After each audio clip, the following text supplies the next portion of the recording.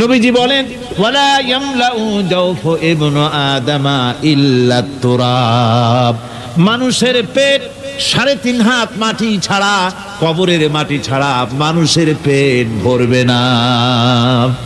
আরো চাই, আরো চাই, চাওয়ার কোনো শেষ নাই। মানুষ এভাবে করে দুনিয়ার মহব্বতে এমনি পাগল হয়ে যায়, শুধু দুনিয়ার মহব্বত, পরকালকে বেমালুম ভুলে যায়। আমি কিন্তু এই কথা বুঝাতে চাই নাই যে পরকালের মহব্বতে, পরকালের ভয়তে বা পরকালের জন্য দুনিয়া আপনি বাজার ঘাট, বেচা কিনা, ব্যবসা বাণিজ্য সবকিছু ভুলে যান, না তা নয়। ভুল বোঝার কোনো কারণ নাই। পরকালকে অগ্রাধিকার দিতে হবে, মানে দুনিয়াটা চিরস্থায়ী জায়গা নয়। চিরস্থায়ী হচ্ছে কোনটা? আখিরাত। চিল্লা এখন কোনটা? সুতরাং এখানে যা করতে হবে, আখিরাতে জবাবদিহিমূলক জীবন যাপন করতে হবে।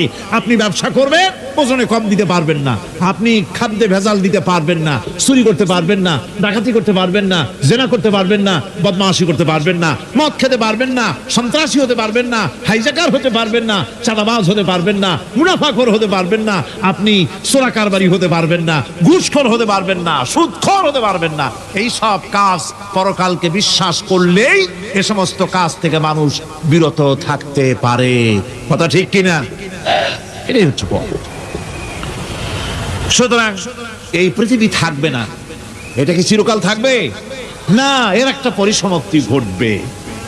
যেমন করে সারা বছর লেখাপড়া করার পর কলেজে, বিশ্ববিদ্যালয়, মাদ্রাসায়, হাই স্কুলে, সব জায়গায় সারা বছর লেখাপড়া করার পর যেমন পরীক্ষা দেওয়ার একটা দিন আসে, সারা বছর ব্যবসা করার পর হিসাব নিকাশ করার যেমন একটা সময় আসে,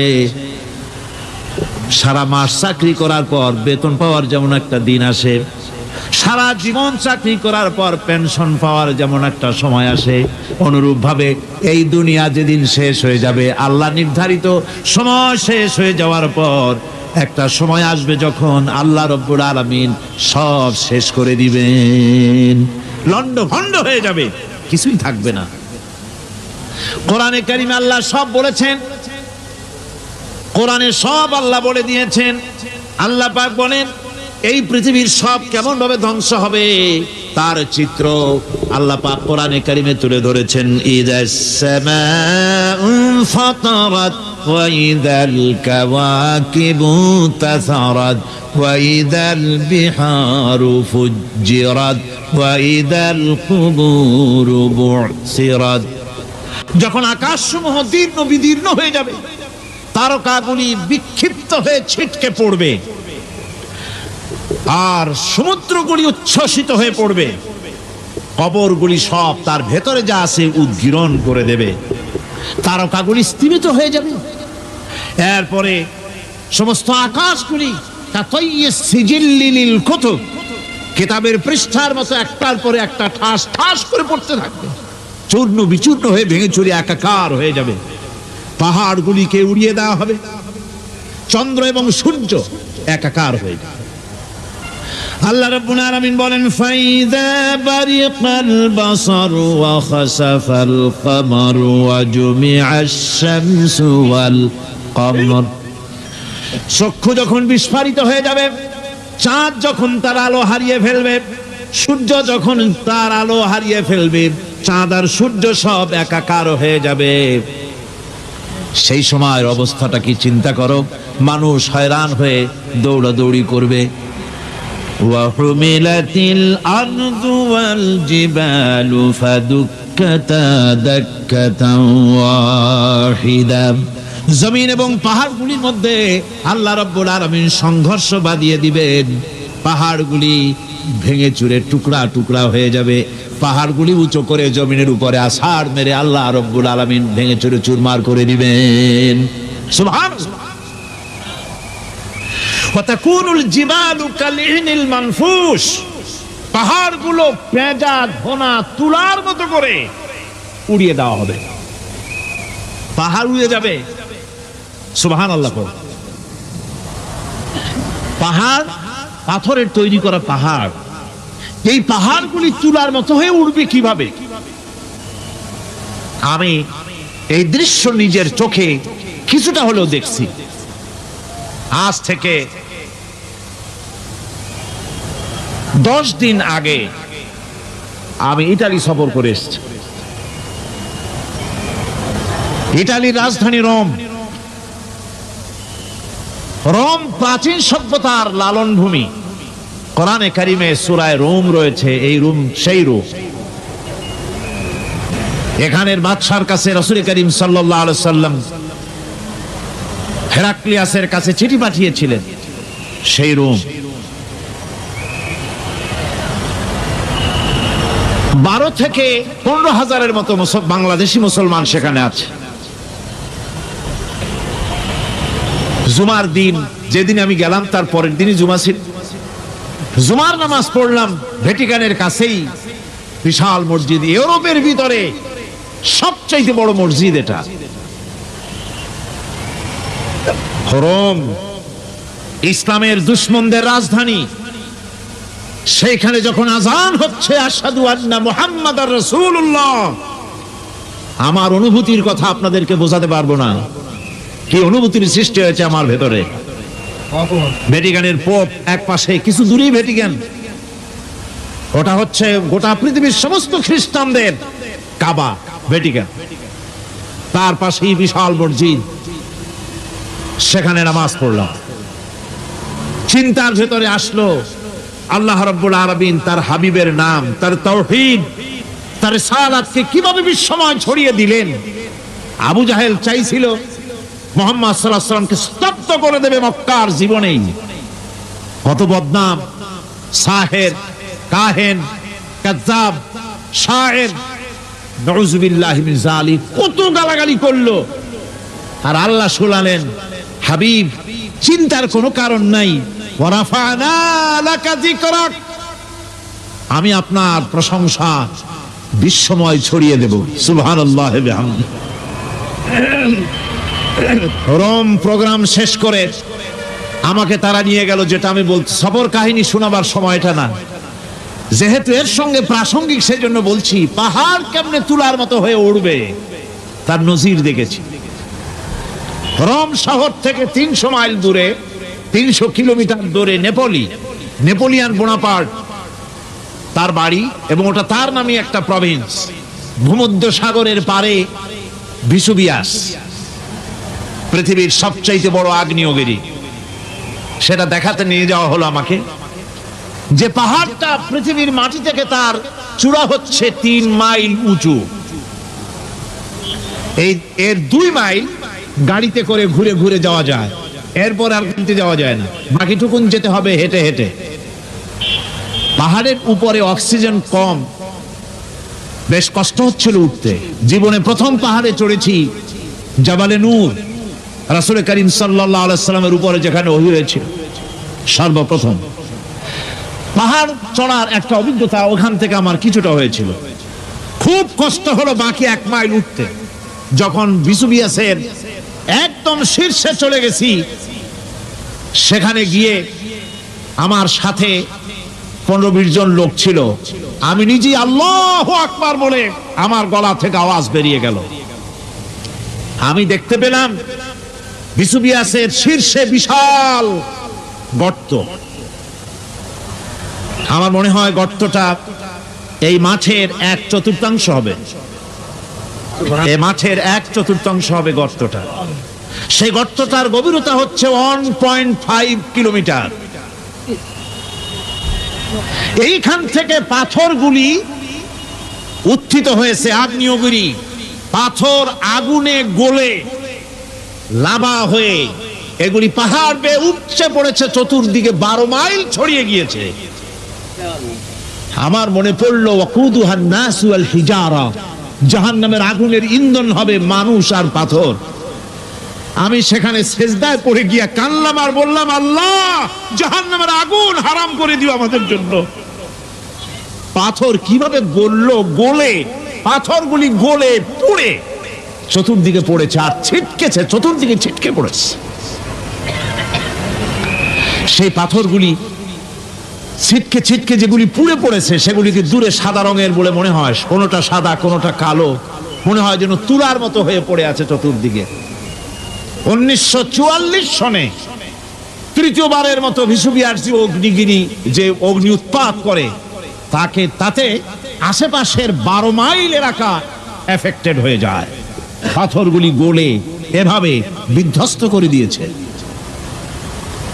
এখান থেকে এখানে জোহরের নামাজ, আসরের নামাজ আমরা পড়লাম, আল্লাহর কাছে খুব দোয়া করলাম। এখনো ধোঁয়া উঠতেছে, এখনো পাহাড়ের ফাটল দিয়ে ধোঁয়া উঠছে। একজন হাত দিয়ে আমাকে বলল যে খুব গরম লাগে ধোঁয়াগুলি। ওখানকার লোকেরা বলল যে ভেতরে এখনো আগুন আছে, তবে সুপ্ত, যে কোনো মুহূর্তে আবার তা জাগ্রত হতে পারে।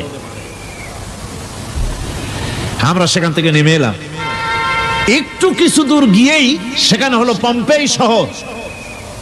এই পম্পেই শহরটা হচ্ছে ঈসা আলাইহিস সালামের জন্মের 2000 বছর আগে এই শহর তৈরি হয়। ঈসা আলাইহিস সালামের জন্মের 179 বছর পর ভূমিকম্প হয়। সেই ভূমিকম্পে গোটা পম্পেই শহরটা পৃথিবীর মানুষের চোখের আড়াল হয়ে যায়, ধ্বংস হয়ে যায়, মাটির তলায় ভরাট হয়ে যায়। আজ থেকে 200 বছর আগে মাটি খনন করতে গিয়ে এই শহর আবিষ্কৃত হয়। পুরা শহরটা খুঁড়ে তারা বের করেছে। 180 হেক্টর জমিনের উপরে এই বিশাল শহর। ঘুরে ঘুরে দেখলাম, গাড়ি চলে না সেখানে, পায়ে হেঁটে দেখতে হলো। প্রশস্ত রাস্তা। আজ থেকে 4000 বছর আগের মানুষেরা রাস্তা বানাতে জানতো পাথর দিয়ে, এবং রাস্তার দুধারে তাদের ছিল ফুটপাত, পানির ব্যবস্থা, নগরায়নের সব রকমের সুযোগ সুবিধা।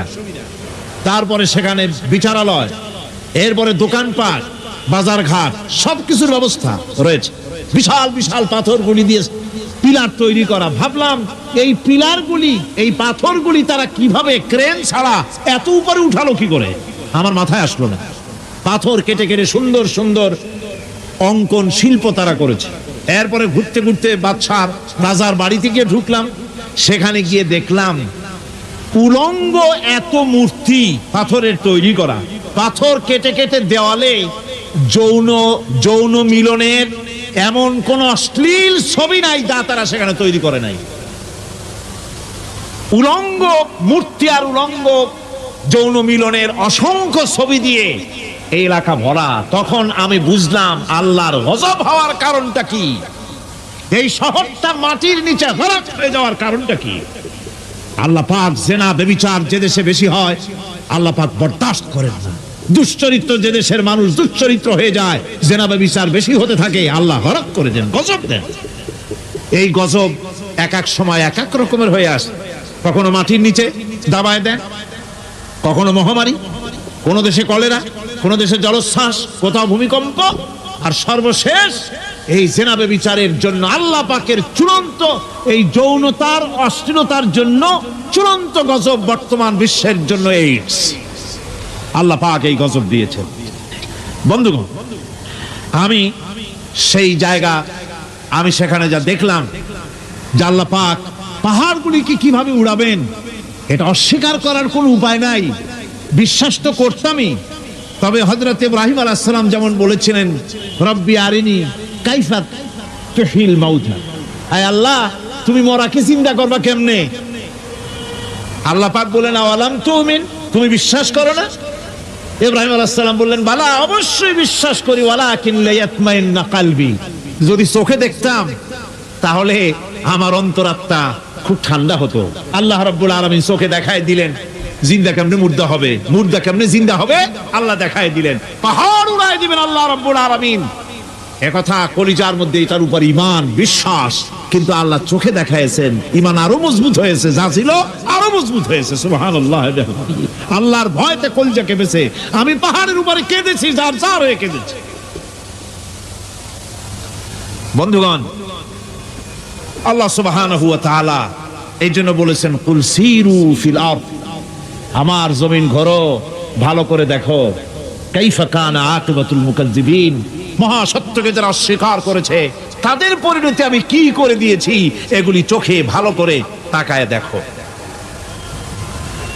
আমার বন্ধুগণ, সুতরাং এই পৃথিবীর অবসান হবে, এই পৃথিবী ধ্বংস হবে, এই পৃথিবী চূড়ান্ত ভাবে শেষ হয়ে যাবে। হ্যাঁ, আরেকটি কথা বলতে হয়, সেটা হচ্ছে যে এই রোম থেকে আর একটু দূরে 900 মাইল দূরে হচ্ছে সিসিলি, 900 মাইল দূরে। সেখানে এই সিসিলি মুসলমানেরা শাসন করেছিল 350 বছর। সেই সিসিলিতে রয়েছে 360টা মসজিদ মুসলমানদের করা। সমস্ত মসজিদগুলি আজ তালা বন্ধ, একটা মসজিদও খোলা নাই। সেখানকার মুসলমানেরা ওয়াজ শুনতে এসেছিল রোমে। আমি তাদের জন্য পরামর্শ দিয়েছি যে গভর্নমেন্টের কাছে তোমরা দাবি জানাও যে অন্তত একটা মসজিদের দরজা আমাদের জন্য খুলে দাও। রোমের অবস্থানরত প্রবাসী বাংলাদেশি মুসলমানেরা আমাকে বলেছে, তাদের অনেকের বাড়ি চট্টগ্রামেও আছে, আমাকে বলেছে তাদের চোখে পানি আসছে বলার সময় যে চিরাময় তাফসীর মাহফিল যখন আসে কলজাটা কাঁদতে থাকে যাওয়ার জন্য। তো যাওয়া তো সম্ভব না এত দূর থেকে, আমাদের সালাম বলে দিবেন যত লোক আসবে, আর আমাদের জন্য দোয়া করতে বলবেন যেন এই রোমের ভিতরে আমরা ইসলামের আদর্শের ভিত্তিতে আমরা যেন চলতে পারি। আপনারা দোয়া করুন তাদের জন্য। ভাইরা আমার, এই পৃথিবী একদিন পরিসমাপ্তি ঘটবে এবং আল্লাহর দরবারে আমাদেরকে উঠতে হবে এবং সেখানে আমাদের বিচার হবে। সেখানে আমাদের কি হবে? বিচার হবে। আল্লাহ পাক বিচারটাকে নির্ভুল করার জন্য, সঠিক করার জন্য প্রত্যেকের গলায় আমলনামা ঝুলায় রাখছে। এখানে রেকর্ডের ব্যবস্থা করা হয়েছে। আল্লাহ পাক বলছেন ওয়া কুল্লা ইনসানিন আলজামনাহু তাইরাহু ফি উনুকিহি ওয়া নুখরিজু লাহু ইয়াওমাল কিয়ামাতি কিতাবান ইয়ালকাহু মানশুরা। আল্লাহ পাক বলেন প্রত্যেকের ভালো মন্দ কর্মফল, কর্মলিপি আমি তার গলায় ঝুলায় রেখেছি। কিয়ামতের দিন সে নিজের কাছে স্পষ্ট সব দেখতে পারবে, কোনো জিনিস বাদ পড়বে না। তার গলায় তার আমলনামা ঝুলানো আছে, সব রেকর্ড হতেছে। আমরা যা করছি সবগুলি রেকর্ড হয়ে যাচ্ছে। বর্তমান বিজ্ঞানীরা আবিষ্কার করেছে যে মানুষের শরীরের ভিতরে ডিএনএ আছে, রক্তের ভিতরে ডিএনএ, এটা একটা কোড। মানুষের রক্তের ভিতরে ডিএনএ আছে। যেমন তার ব্রেনের ভিতরে কতগুলি কোষ আছে, এক একটা কোষ এক এক ধরনের কাজ করে, অনুরূপ ভাবে তার শরীরের ভিতরে রক্তের ভিতরে ডিএনএ আছে। এই ডিএনএটা কি? এই ডিএনএটা হচ্ছে, এই ডিএনএ একটা কম্পিউটারের মতো কাজ করতেছে। লোকটা কি করবে, কোথায় যাবে, সে ভালো হবে মন্দ হবে কি হবে, সব তার ডিএনএর মধ্যে রেকর্ডকৃত আছে। এটা বোঝার জন্য একটা সুন্দর দৃষ্টান্ত দেওয়া যায়। যেমন এই কাগজটাকে আপনারা মনে করুন একটা গাড়ির একটা ব্লুপ্রিন্ট, একটা গাড়ির ব্লুপ্রিন্ট। এখানে লেখা আছে গাড়ি কিভাবে তৈরি হবে। এই কাগজটা নিয়ে ঘরের মধ্যে রেখে দিলেন। এখন এই কাগজটা থেকেই অটোমেটিক গাড়ির উইন্ডো তৈরি হলো, শিল তৈরি হলো, গাড়ির বডি তৈরি হলো, চেসিস তৈরি হলো, টায়ার তৈরি হলো, ইঞ্জিন তৈরি হলো, ব্যাটারি তৈরি হলো, পেট্রোল নিল, আর কোনো রকমের ড্রাইভার ছাড়াই গাড়ি চলতে আরম্ভ করলো। এই কথাটা যদি মনের মাথার মধ্যে আনতে পারেন যে এটা কিভাবে হইতে পারে, এতে লেখা অনুযায়ী যেভাবে হওয়া যদি সম্ভব হয়, অনুরূপ ভাবে মানুষের রক্তের ভিতরে ডিএনএ এর আবিষ্কার করেছে। এর ভিতরে মানুষের ভালো মন্দ, কোথায় যাবে কি করবে, সবকিছু এর মধ্যে রয়েছে। কোরআনে কারিমে আল্লাহ রাব্বুল আলামিন, আমি গত বছরও বলছিলাম যে বিজ্ঞানের আবিষ্কার যত বাড়বে কোরআন বোঝা মানুষের জন্য তত সহজ হবে। কোন সুবহানাল্লাহ। কোরআন বোঝা মানুষের জন্য তত সহজ হবে। সুতরাং মানুষের গলার সাথে আল্লাহ পাক বলছেন যে একটা আমলনামা আমি ঝুলাই দিয়েছি তার গলার সাথে, সে যা করতেছে ওখানে সব লিপিবদ্ধ হচ্ছে, কম্পিউটারাইজড, কম্পিউটারের মতো এগুলি সব গ্রহণ করতেছে। এগুলি কিয়ামতের দিন তার সামনে হাজির করা হবে। কিয়ামতে যখন আমলনামা তার সামনে দিয়ে বলা হবে ইকরা কিতাবাকা কাফা বিনাফসিকাল ইয়াওমা আলাইকা হাসিবা, তাকে বলা হবে নিজের কর্মলিপি নিজেই পড়ো, আজ তুমি তোমার নিজের হিসাব নিতে যথেষ্ট। বন্ধুগণ, এই মাহফিলে যত লোক আমরা বসে আছি, আমরা আমাদের হিসাব নিতে যথেষ্ট না আরেকজন লাগবে? কোন আমরা যথেষ্ট কি না? কথা বোঝেন নাই। আমি বলতে চেয়েছি এটা, আমরা যদি এখন চোখ বুঝে চিন্তা করি যে পিছনের জীবনে কি করেছি, মনে পড়বে নাকি পড়বে না? বলেন সবাই পড়বে কি পড়বে না? ছোটবেলায় কবে পায়ের নিচে কাটা ফুটেছিল, কবে কোথায় আছাড় খেয়েছিলেন, কবে কার বেল তাল আম কাঁচা আম চুরি করে খেতে গিয়ে কিল খেয়েছিলেন, তারা খেয়েছিলেন, তাকে এখন মনে নাই? আছে। তাহলে কিল ওই তাল বেল চুরি করতে গিয়ে যে কিলটা খাইছিলেন সেটাও মনে আছে, ভালো মন্দ সব মনে আছে। তাহলে কোন হোটেলের রুমে কি করছিলেন, কোন স্কুলে কোন কলেজে কি করছিলেন, তারপরে জীবনে ছোট বড় ঘটনাগুলি চোখ বুঝতে মনে পড়বে না? এবার হিসাব করেন, মনে যদি পড়ে এবার হিসাব করেন আপনি জান্নাতি না জাহান্নামে। আপনি আপনার নিজের হিসাব নেওয়ার জন্য যথেষ্ট। তাকে হিসাব করতে বলা হবে, তোমার হিসাব, তোমার নিজের হিসাব নেওয়ার জন্য তুমি যথেষ্ট, তোমার হিসাব তুমি নিজেই করো, এটা পড়ো। আর সেই কিয়ামতের দিন কোনো সাহায্যকারী মিলবে না। لن تنفعكم أرحامكم ولا أولادكم يوم القيامة لن تنفعكم কিয়ামতের দিন কোনো ফায়দা হবে না, অবশ্যই কোনো ফায়দা হবে না, কোনো উপকারে আসবে না। কিয়ামতের দিন তোমার সন্তান, তোমার স্ত্রী, তোমার মাল, তোমার সম্পদ কোনো উপকারে আসবে না। কিয়ামতের ময়দানে সেদিন সব তোমার সাথে বিচ্ছেদ করবে, সব পালায় যাবে। সেখানে উৎকোষেরও কোনো কারবার নাই যে ঘুষ টুস দিয়া ফেরেশতাদের কোনো রকম বুঝবাজ দিয়া আলাদা কোনো চোরাগলি পথ দিয়া একেবারে ফুট করে ভেসতে চলে যাবেন, এমন কোনো সুযোগ নাই। অনেকে বলে হুজুর এমন কিছু দোয়া শিখায় দেন যাতে ওই সব জেহাদ বোমা এগুলি খুব ভয় পাই, ও সব রাস্তা না, খুব সহজে কিছু দোয়া দুরূদ করিয়া আস্তে করে জান্নাতে চলে যাওয়া যায়, এরকম একটা দোয়া, এরকম একটা পথ বলে দেন। আমি বলি ভাই, এরকমের কোন চোরাগলি আমার রাসূল আবিষ্কার করতে পারেন নাই। আল্লাহর পয়গম্বরের ওই ধরনের কোন পথ আবিষ্কার করতে পারেন নাই। সেখানে কিয়ামতের দিন কাউকে উৎকোষ গ্রহণ করার কেউ নাই, উৎকোষ দেওয়া যাবে না। আর উৎকোষ দিবি নেবার কি, আপনার কাছে কিছু নাইও, থাকলেও নেওয়ার কেউ নাই। এই দুনিয়ায় ফাঁকিবাজি করে বহুত কিছু করা যায়, কিন্তু কিয়ামতের মাঠে এগুলি কিছুই চলবে। اليوم لا ينفع مال ولا بنون কিয়ামতের দিন ধন সন্তান সন্ততি আর সম্পদ কোনো কাজে লাগবে না। সেদিন শুধু আমল যদি ভালো হয় কাজে লাগবে, আমল খারাপ হবে সব শেষ হয়ে যাবে। আল্লাহ রাব্বুল আলামিন নবীজিকে ডেকে বলেছেন, নবী আপনি বলেন, কুল মা কুনতু বিদআম মিনার রাসূল, আপনি বলুন আমি কোন নতুন রাসূল নই, আমার আগে অনেক নবী রাসূল পৃথিবীতে এসেছেন, তারা বিদায় হয়ে গেছেন। আমি জানি না কিয়ামতের দিন আল্লাহ রাব্বুল আলামিন আমার সাথে কি ব্যবহার করবেন, আর আমি এও জানি না যে কিয়ামতের দিন আল্লাহ পাক তোমাদের সাথে কি ব্যবহার করবেন। এই আয়াত নাজিল হওয়ার পর আল্লাহর হাবিব তার মেয়েকে ডাকলেন, জামাইকে ডাকলেন, নাতিদেরকে ডাকলেন, আহলে বাইতদেরকে ডাকলেন, আর বললেন, ও আমার মেয়ে কলিজার টুকরা ফাতেমা গো শোনো, কেবলমাত্র আয়াত নাজিল হয়ে গেল, আল্লাহ পাক আমাকে শোনায়ছেন কিয়ামতের দিন আমি জানি না আমার সঙ্গে কি ব্যবহার করা হবে, আর এও জানি না যে তোমাদের সাথে কি ব্যবহার করা হবে। ও আমার কলিজার টুকরা মেয়ে ফাতেমা, কিয়ামতের দিন মুহাম্মদ সাল্লাল্লাহু আলাইহি সাল্লামের মেয়ে, এই হিসাবে তোমার নাজাতের ফয়সালা হবে না। ও আমার কলিজার টুকরা নাতি হাসান আর হোসেন, কিয়ামতের দিন মুহাম্মদ সাল্লাল্লাহু আলাইহি সাল্লামের নাতি হিসাবে ফয়সালা হবে না। ও আমার জামাই হযরতে আলী, কিয়ামতের দিন আমার জামাই হিসাবে নাজাতের ফয়সালা হবে না। আমল যদি ভালো হয় ফয়সালা ভালো হবে, জান্নাতে চলে যাবে।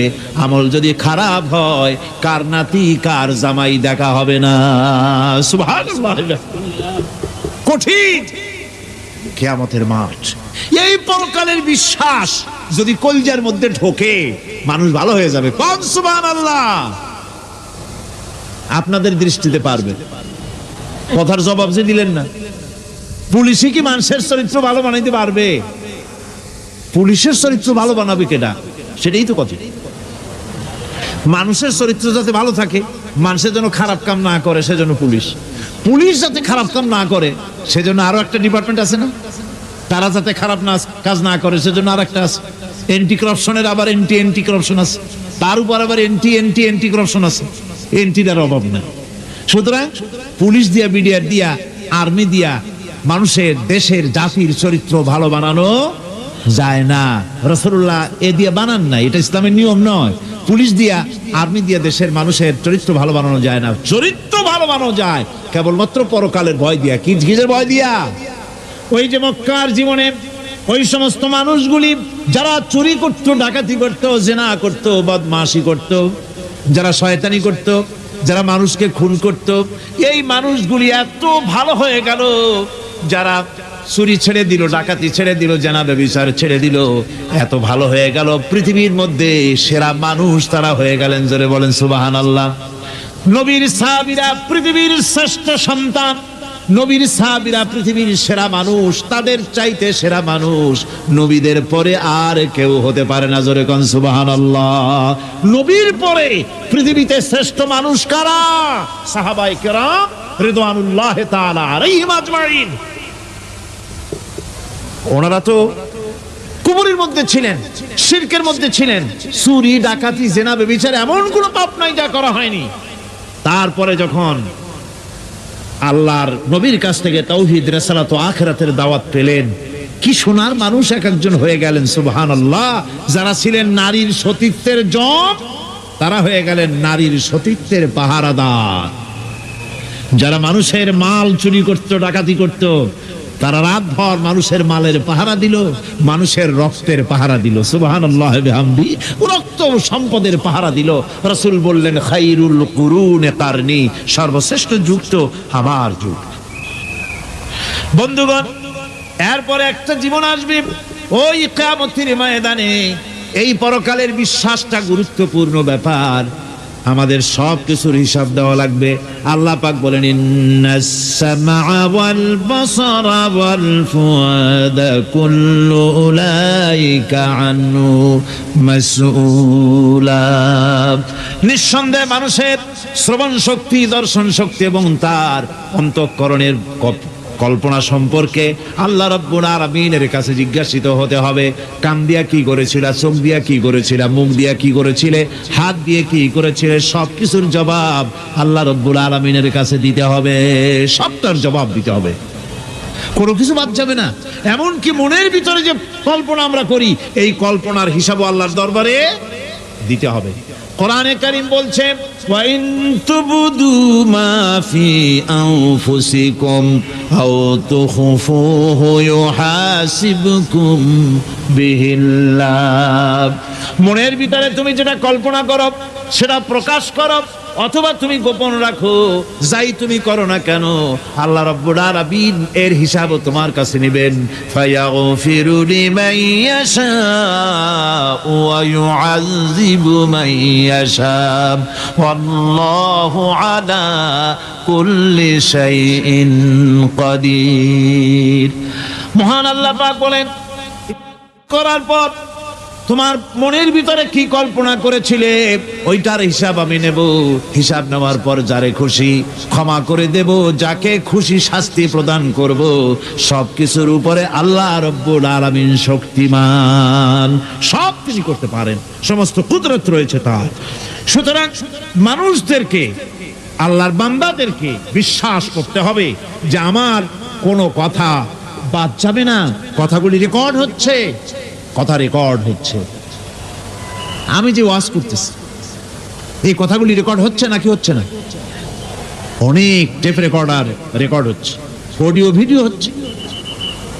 আজ থেকে 50 বছর পর যদি এই রেকর্ড বাজানো হয়, আমাকে যদি বলা হয় যে আপনি অমুক জায়গায় অমুক কথা বলেছেন, আমি যদি বলি না আমি কথা বলি নাই, তারপরে যদি রেকর্ড বাজানো হয়,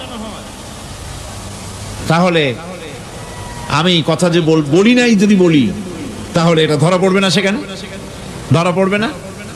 তাহলে এই মানুষের কথা প্লাস্টিকের ফিতায় রেকর্ড করে 50 বছর, 100 বছর, 200 বছর, 500 বছর যদি প্লাস্টিকের ফিতায় এটাকে চলচ্চিত্র করে অথবা টেপ রেকর্ডারে করে যদি ধরে রাখা যায়, এই বুদ্ধিটা কে দিলেন কন্ত দেখি? সবাই কন্যা বুদ্ধিটা দিলেন কে? যে আল্লাহ রাব্বুল আলামিন মানুষের মাথায় বুদ্ধি দিলেন, যার দ্বারা সে মানুষের কথাবার্তা অ্যাক্টিভিটি সব ধরে রাখতে পারে, সে আল্লাহ রাব্বুল আলামিন বুঝি আপনার আমার কথা এবং আপনার আমার অ্যাক্টিভিটিসকে তিনি বুঝি ধরে রাখতে পারবেন না কিয়ামত পর্যন্ত? পারবেন কি না? সেজন্য রাব্বুল আলামিন বলেন, মা ইয়ালফিযু মিন কাওলিন ইল্লা লাদাইহি রাকীবুন আতীদ। সমস্ত কথা রেকর্ড হচ্ছে। সুবহানাল্লাহ কোন জোরে! সমস্ত কথা রেকর্ড হচ্ছে, একটা কথাও বাদ যাবে না। মুখ আছে বলেই কথা বলবেন তা না, হিসাব করে কথা বলতে হবে। গীবত গাওয়া যাবে না, মিথ্যা কথা বলা যাবে না, মিথ্যা ওয়াদা করা যাবে না। মিথ্যা ওয়াদার তো মৌসুম এসে গেছে। কি কোন বোঝেন কথা? হ্যাঁ, মিথ্যা ওয়াদার মৌসুম এসে গেছে। এখন মৌসুমে বাহার মিথ্যা বলার। কত সুন্দর সুন্দর ওয়াদা, সোনা দিয়া রাস্তা বানায় দেবো। অভুক্ত মানুষদের বলা হয় না খেয়ে মরবেন না, কিন্তু কি খেয়ে মরবে তাও কয় না। আমরা যদি যাইতে পারি তাহলে মটকির মতো রসগোল্লা বানাই, গরুর গাড়ির চাকার মতো জিলাপি বানাই, খাইতে গিয়ে হা করে শীত হয়ে থাকবে। কত রঙিন রঙিন কথা।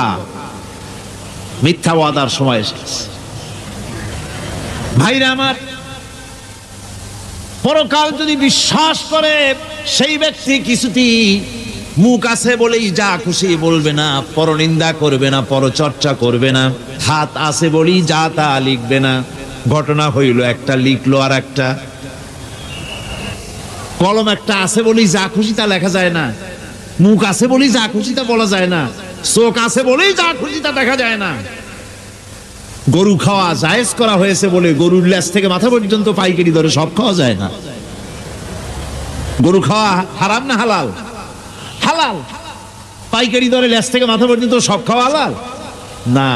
ওর মধ্যে আল্লাহ কিছু হারাম রেখে দিছে, সেগুলোকে বাইসে খাইতে হবে। আল্লাহ দেখতে চান পাইকারি দরে জমের খাওয়া খাও না আমার হারামগুলি বাদ দিয়ে খাও, নিষেধ করাগুলি বাদ দিয়ে খাও।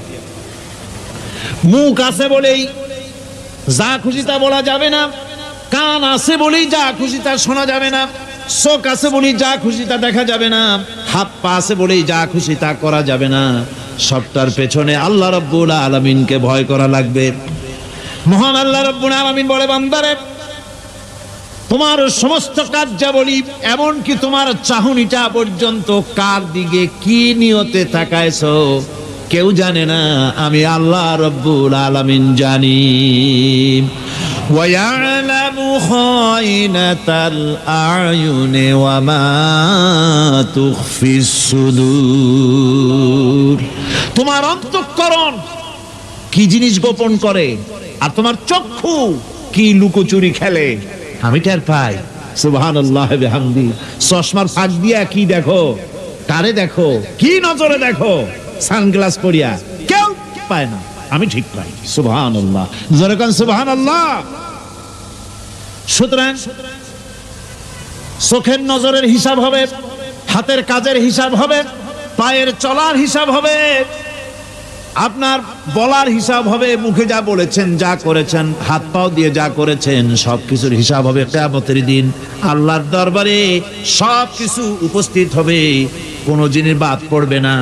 ফামান ইয়ামাল মিসকালা যাররাতিন খায়রান ইয়ারা ওয়া মান ইয়ামাল মিসকালা যাররাতিন শাররান ইয়ারা।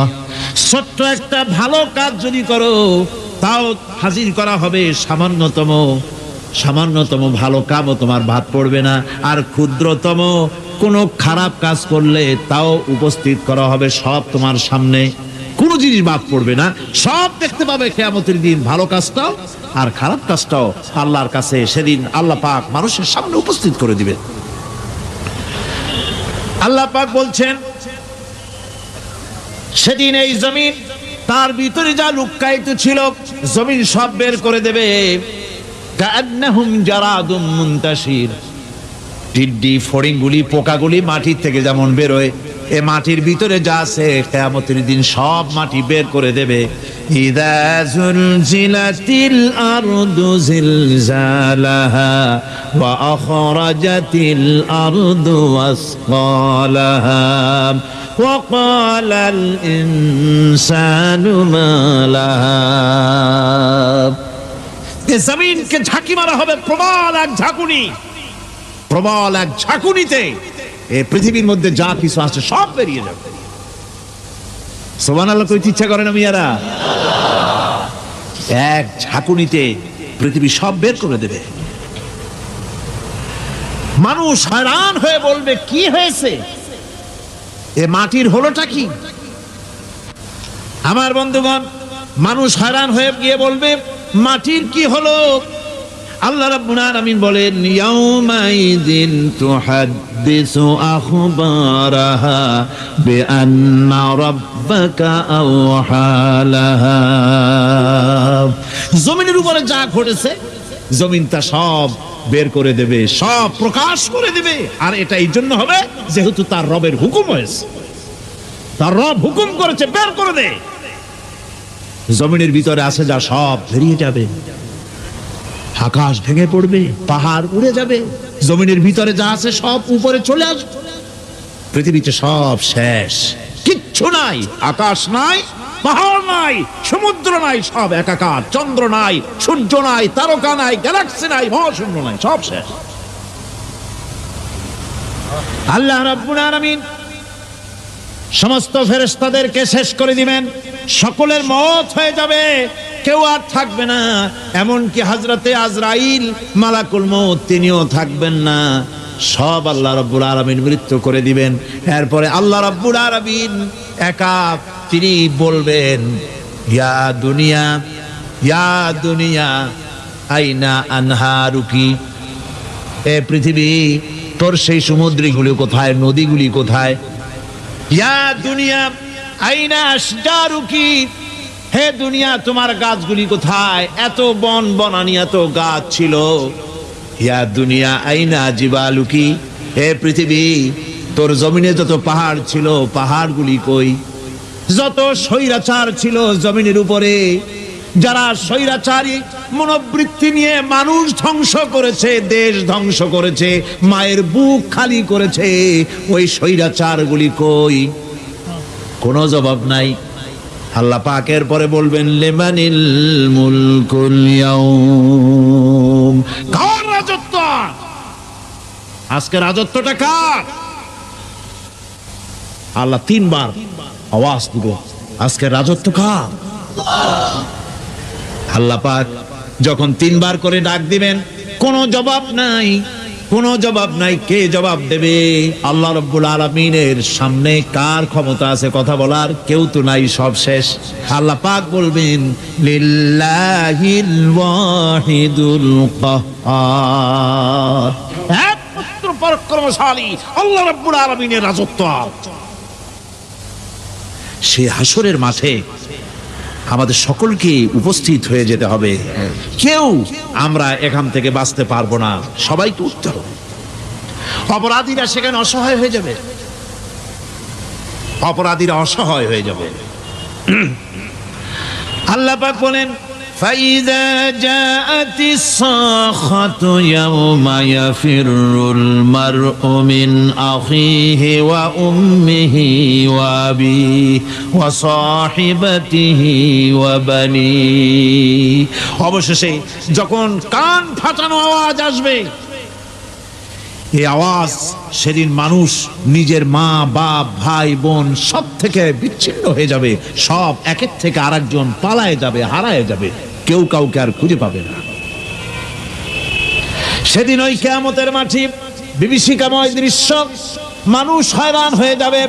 মাথার এক হাত অথবা অর্ধমাইল অথবা এক বিগত এতটুকুন উপরে ওই প্রকাণ্ড সূর্যটার তাপ আসবে, গুনাহগারের মাথার চান্দি ফেটে গিয়া মগজগুলি গলে গলে নাক কান দিয়ে বের পড়তে লাগবে, জিহ্বাটা কুকুরের মতো ঝুলে নাভিস্থল পর্যন্ত পড়ে যাবে, মাটিটা সূর্যের উত্তাপে তামার মতো গরম হয়ে যাবে, সারা হাসর জুড়ে আওয়াজ হবে পানি পানি পানি।